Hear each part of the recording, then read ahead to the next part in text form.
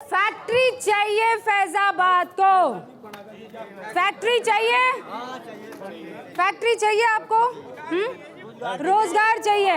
हाँ फैक्ट्री वाला हमने ना लगाओ, हम क्या करेंगे? फैक्ट्री का हमें चाहिए, रुखजार मारोड़ी दे कैसी दे दो, ठीक है जी। मजदूरी मिलनी चाहिए, बस इतनी बात है, ठीक है जी। हर जगह रहे ना लोग हिंदू मुसलमान फलना, इसे हिंदू मुसलमान वाला तो बंद कर दिया काम। जिब जनते जो बने ना, क्यों नहीं लड़ी हुई कहीं भी हिंदू मुसलमान की? और पर तीसरे दिन लड़ी हो रही, कभी मुजफ्फरनगर हो रही, कभी मेरठ हो रही, कहाँ लड़ी? कहीं भी लड़ी नहीं है। कहाँ है? चोरी चकारी सारी बंद कर दी, सब लैटरिंग बनवाई दी, सब ने मिल रहा कोटा। तो आप मुझे ये बताइए ना कि ऐसा क्यों है कि मुसलमान नहीं पसंद कर पाता बीजेपी को? पसंद करा गए बीजेपी पे देंगे वोट, फूल पा सब आएगी समझ में, फूल पा देंगे वोट डट का।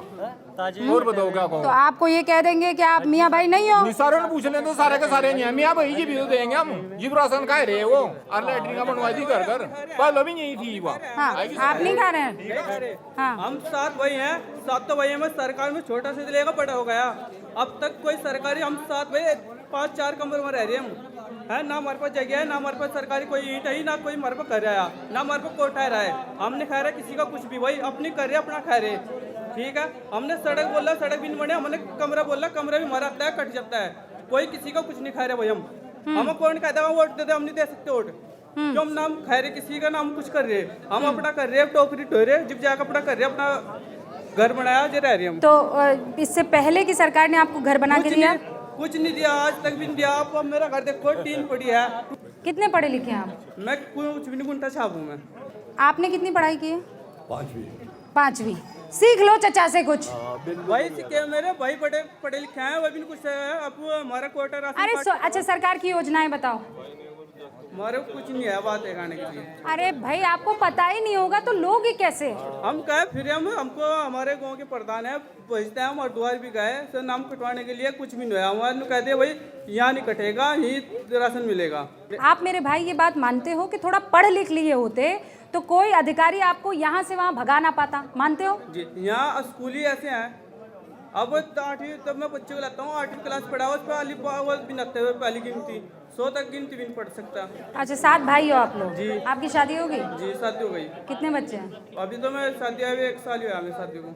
अच्छा, आपके भाइयों के कितने बच्चे हैं? मेरे भाई के 4 बच्चे एक का है, 3 बच्चे एक का है, और 2 बच्चे एक का है। बच्चे हम बहुत पैदा करेंगे लेकिन पढ़ाएंगे नहीं। हम पढ़ाएंगे तो जब कॉलेज होंगे, स्कूल होंगे। मकान नहीं है, बच्चे पैदा कर रहे हैं आप, हाँ? और स्कूल नहीं है, हम बच्चे कैसे पढ़ा लें? ये कैसी मजबूरी है? जब राशन होर को मिल रहा है, सरकारी लैटरिन होर को आएगी है, तो हम कहीं गुरुद्वारे में जाए? हाँ, राशन कितनों को मिल रहा है? राशन मिल रहा है? राशन तो मिल रहा है। आप कह रहे हैं ना मुस्लिम बीजेपी को वोट नहीं करता। हाँ, मोदी जी एक काम कर दें सिर्फ। हाँ। वो 1 सेकंड, बड़ी बात कह रहे हैं भाई, रुको ना, सुनो। हाँ, एक काम कर दे, मुस्लिमों को 10 या 15% एजुकेशन में आरक्षण दे दे, बात खत्म। सारा मुस्लिम वोट देगा। कि आरक्षण की क्या जरूरत है? बगैर आरक्षण के हम बच्चों को नहीं पढ़ाने भेज नहीं, सकते? बिल्कुल पढ़ाने भेजते हैं, वो बात आपकी सही है, लेकिन तब हमारे तबके को तो देखो कितने नीचे है ये। अच्छा, लेकिन एजुकेशन में आरक्षण क्यों चाहिए हमको? हाँ, इसलिए चाहिए, एजुकेशन में आरक्षण दे दो। क्यों चाहिए? आगे बढ़ जाएंगे ये सारे। तो वो तो बगैर आरक्षण के भी बढ़ सकते हैं ना? इन्हें तो बाहर फेंक दें पहले ही। ये तो आपके मन का डर है नहीं, ना? मन का डर नहीं मैडम, ये सच्चाई है, हकीकत है ये बिल्कुल। जी, एजुकेशन में 10% ही दिलवा दो, आप बात खत्म। अच्छा, अब्दुल कलाम कौन थे? एपीजे अब्दुल कलाम तो कौन? राष्ट्रपति थे। तो वो कैसे बन गए? उनको तो आरक्षण नहीं मिला था। अरे सभी एपीजे अब्दुल कलाम थोड़ा ही है मैडम। अरे तो हम बन सकते, जब एपीजे बन सकते तो हम क्यों नहीं बन सकते? नहीं, इसमें दिक्कत क्या है? जब औरों को दे रखा तो इन्हें क्या दे दिया? नहीं, एजुकेशन में आरक्षण कहाँ है? किसी को नहीं है। एजुकेशन तो फ्री फॉर ऑल है। लेकिन आपकी बात, जो आपके मन का विचार है, वो मैं सरकार तक पहुंचाऊंगी कि आप चाहते हैं एजुकेशन में 15% मिल जाए। जी जी जी। उसमें कितना बच्चियों को होना चाहिए और कितना बच्चों को? नहीं, बच्चों का भी होना चाहिए, बच्चों का भी होना चाहिए। मुसलमानों के लिए जो हमारे पास एजुकेशन के लिए आंकड़ा है, आप जानते हैं कि लड़कियां सिर्फ 1.5% ग्रेजुएट हो पाती है, जबकि हम 20% आबादी हैं। क्या ये चिंता की बात है कि नहीं है? बिल्कुल है। नहीं, चिंता की बात है जी, बिल्कुल। एजुकेशन होना चाहिए।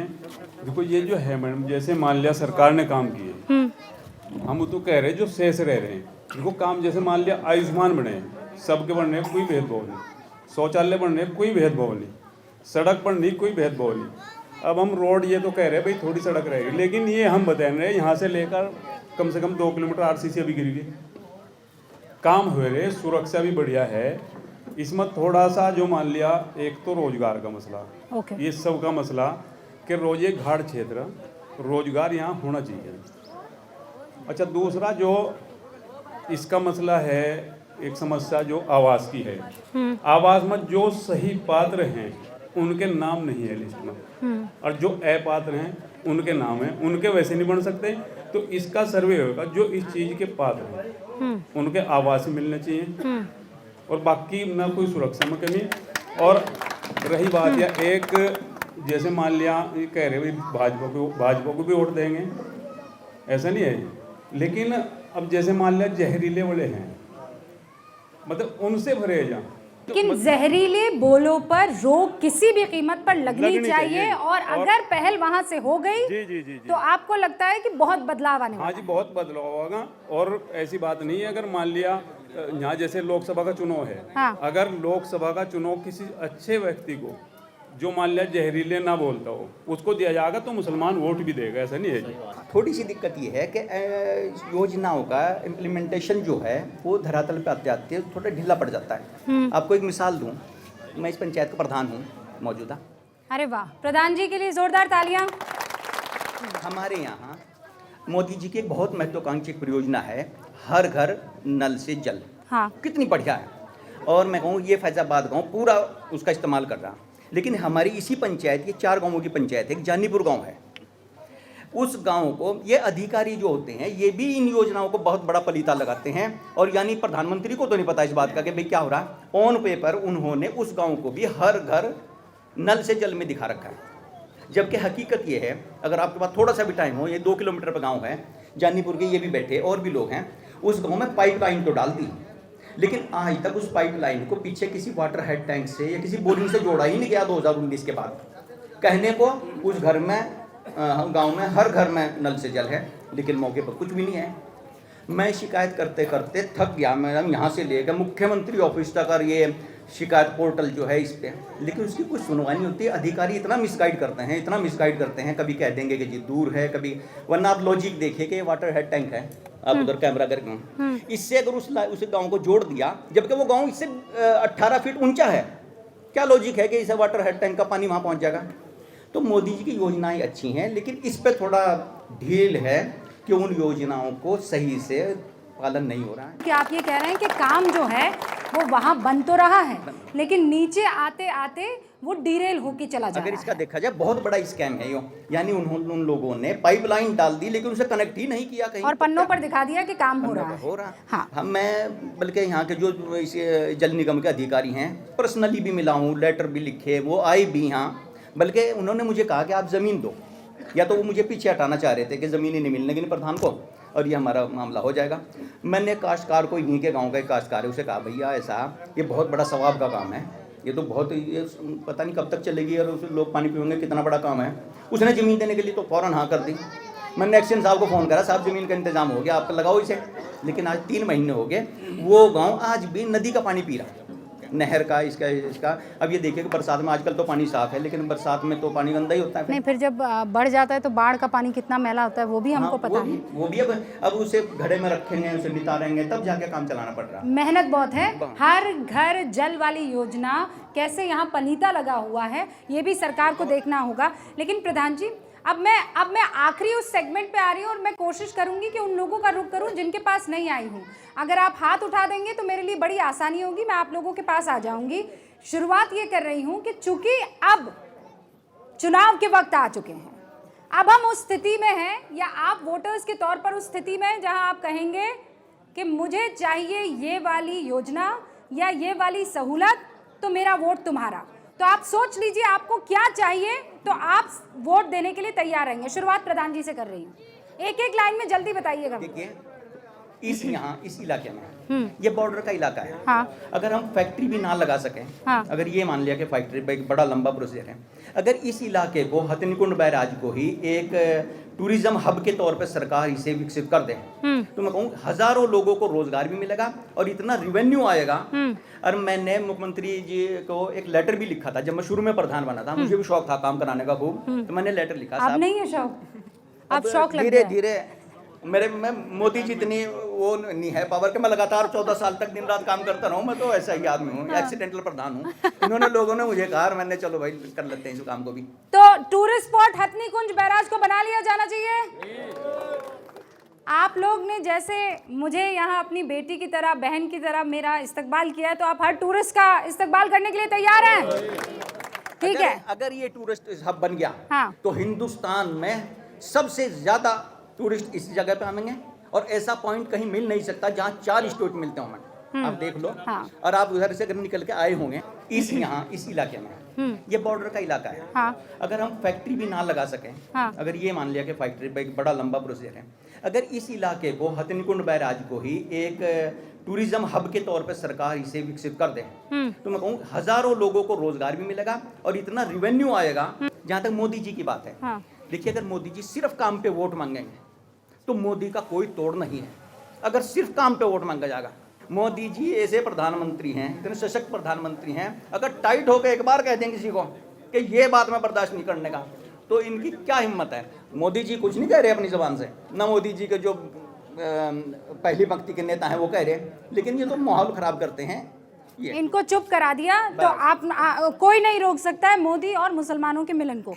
आप ऐसा क्या चाहते हैं कि आपको वो कोई एक पार्टी, कोई भी है, कांग्रेस हो गई, बीजेपी हो गई, जो भी यहाँ पे चुनाव लड़ रही है, वो आपको दे देगी तो आपका वोट उसका हो जाएगा? जी पहली बात तो यहाँ एक है मेरी सुनो बात, जैसे वो वही कह रहा था कि बदमाशी खत्म होगी, वो बदमाशी तो खत्म होगी, लेकिन जितने अधिकारी वो सबसे बड़े बदमाश हो रहे हैं यहाँ, सबसे बड़े बदमाश। वो बदमाश, एक आदमी अपना एक कोई काम लेगा, जो तहसील में कोर्ट में जाओगे, अगर उसमें लिखे है मोहम्मद, पीछे हटा देगा, पैसे चाहिए उसे। अगर हम किसी अपने हिंदू भाई ने लेकर जाएंगे, मेरा काम कर, उसकी वजह से वो काम हो जाएगा, हमारी वजह से वो काम नहीं होगा। सबसे बड़े बदमाश यहाँ अधिकारी है, पुलिस अधिकारी। दूसरा नंबर ये है, अगर किसी ने अपना कोई बच्चा पढ़ाया लिखाया दिया अपनी मेहनत से कैसे भी, वो बच्चा किसी ने 12वीं करी या किसी ने डिग्री करी, वो बच्चा खाली फिर रहा, कोई से नौकरी नहीं मिलनी। अगर किसी ने पढ़ाई दिया 100 में 10 या 15 पढ़ा दिए। हाँ, पर हजरत अभी प्रधान जी ये कह रहे थे कि किसी तरह का कोई भेदभाव नहीं है, बयानों में दिख रहा है, तो फिर पर ये फिर आप कह रहे हैं कि भेदभाव है। ये है कि मैं एक तहसील में कागज लेके जाऊंगा ना, तो उसको पीछे लगा देंगे, उसको फाइल में लगा देंगे, हो जाएगा जी आपका काम। तो ये भेदभाव कौन कर रहा है? सरकार कर रही है, ये अधिकारी कर रहे हैं जी। अधिकारी भेदभाव करते हैं, ठीक है। आप ये कह रहे हैं इस भेदभाव को हटा दिया जाएगा तो सब बेहतर हो जाएगा। आपको क्या मिले तो आप वोट देने के लिए तैयार हो जाएंगे? आपकी वो एक योजना या एक वादा किसी भी सरकार से या किसी से भी? गरीबों को रोजगार, ये अगर मिलेगा तो वोट देगा बिल्कुल। तो ये तो सब वादा करते हैं कि हम देंगे रोजगार। नहीं, मतलब अभी तो टाइम है चुनाव में, अभी थोड़ा इसकी तरफ ध्यान देना चाहिए, रोजगार की तरफ। आपका क्या मुद्दा है जिस पर वोट करेंगे? देखो सही चल रहा, रोजगार की कमी है वैसे। ओके, वो कौन सा वो मुद्दा जिस पर आप वोट करेंगे? रोजगार के बारे। रोजगार, ठीक है। रोजगार कुछ सोच लो, आप तो कॉपी बन रहे हो। अच्छा, कौन सा वो मुद्दा जो वादा कर लिया जाए, आपको कह दिया जाए तो आप वोट करने वाले हैं? जी भाई। मेरा ये मुद्दा है सरकार से, यहाँ से 20 किलोमीटर तक जाएगा इंटर कॉलेज है। हाँ। और 20 किलोमीटर के इस दायरे में कोई भी एक लड़कियों के लिए कोई कॉलेज नहीं है जिसमें वो जाएगा पढ़ सके। मैं ये चाहता हूँ अगर मेरे क्षेत्र में इंटर कॉलेज, कन्या इंटर कॉलेज देती है सरकार, तो वोट देने के लिए तैयार। अगर कन्या इंटर कॉलेज तो वोट देने के लिए तैयार है। मैम ओनली कन्या नहीं, सभी की प्रॉब्लम है, इंटर कॉलेज है ही नहीं यहाँ पे। हाँ। हमें खुशबू मिर्जा चाहिए मैम, एक और यहाँ से। हाँ, देखो भाई ने बता दिया। खुशबू मिर्जा कौन? इसरो की साइंटिस्ट। तालियां बजाइए खुशबू के लिए। It's not about work ma'am, we need education no. हाँ, मतलब अगर यहाँ इस क्षेत्र में एजुकेशन अच्छी होगी, है ही नहीं मैम कोई पर आप तो फ्री में बिजली मांग रहे हो मेरे भाई। भूल गए मैम अभी education education is first point ma'am. हाँ। अगर एजुकेशन होगी, रोजगार भी होगा। ये घोल के गुट्टी पिला दी भाई ने। नहीं मैम, हैं? मैंने कुछ नहीं खिलाई है तो माशाल्लाह क्या नाम है पढ़े लिखे, आपका? एजुकेटेड है। सलमान, बहुत खुशी हुई कि शुरुआत जिससे आपने की थी, आप अंत कह रहे हैं एजुकेशन उससे बेहतर कुछ भी नहीं। कौन सी क्लास में पढ़ते हो? 7 कहाँ पढ़ते हो? मदरसे में हिफ्ज़ कर लिया था। अच्छा, ये हिफ्ज़ कर दिया? ताली बजा दो भाई, कुरान हिफ्ज़ किया है हमारे बच्चे ने। अच्छा एक सेकंड, मैं बस दर्शकों को एक बात बताना चाहती हूँ। कुरान हिफ्ज़ का मतलब आप समझते हैं? उसका मतलब होता है कि कुरान की हर एक लाइन को रट लेना। जो काम कंप्यूटर नहीं कर सकता है वो काम, कितने साल के हो? मैं 14 साल का। फिर नाम बताना। मोहम्मद अहमद। मोहम्मद अहमद 14 साल के बच्चे ने कर दिखाया। कितना तेज दिमाग होगा इसका, कितना तेज दिमाग होगा कि एक कुरान जो है बच्चे ने रट लिया। एक लाइन, एक लफ्ज़ ऊपर से नीचे, एक आयत नहीं हो सकती है। तो सोचो मोहम्मद, अगर तुम इतना दिमाग साइंस और फिजिक्स में लगा दोगे तो एपीजे अब्दुल कलाम बनने से कोई रोक पाएगा तुम्हें? कुरान और कंप्यूटर का मिलन हो जाएगा तो तुम्हें पता है तुम शेरों के शेर हो जाओगे।